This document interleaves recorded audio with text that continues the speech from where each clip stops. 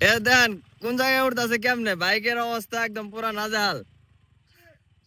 শেট শেট দেখবো দেখবো আসিফ ভাই, আপনার ক্ষমতা দেখবো আজকে। উঠতেছে কারণ এই যে এই ভিউটা এখানে উপরে উঠলে আরো বেশি সুন্দর দেখা যাবো। দেখবো ভাই আজকে জিক্সার বাইকের ক্ষমতা দেখবো ভাই। জিক্সারের মান সম্মান ডুবায় না, বিধান ভাই একটু ধাক্কা দেন।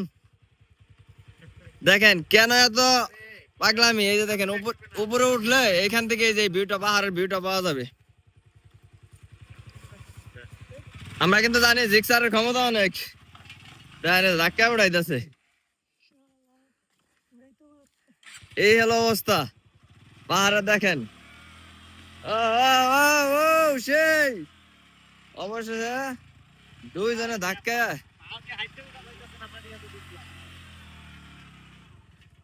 যাই হোক, কেন উপরে বাইকের চাবি তো আনলাম না, কেন উপরে আসা হইলো সেটা একটু দেখাই আর কি, বুঝছেন? তো কষ্ট কেন করলাম আমরা।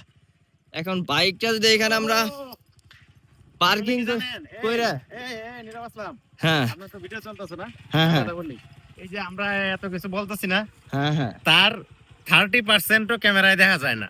হ্যাঁ, এটা বাস্তব, এটা বাস্তব। 30% দেখা যায় না। এই যে আসার পরে, এটা দেখার পরে যে একটা ফিল এবং এই দৃশ্যটা আসলে বইলা বোঝানোর মতো না। দেখেন বাইকটা এত কষ্ট করে এখানে আনার একটাই কারণ, দেখেন ভিউটা দেখেন কেমন লাগছে ভাই। এই কষ্ট করে বাইক উঠাইলেন, অনেক ভালো লাগছে।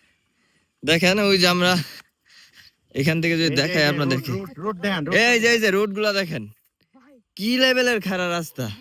হ্যাঁ দেখেন এই রাস্তা হয়ে আমরা উঠছি আর কি, ওই যে রিসোর্ট গুলো না ওইখানে আমরা ছিলাম আর কি ভাই। ওই রিসোর্ট গুলাতেই তো আমরা ছিলাম নাকি?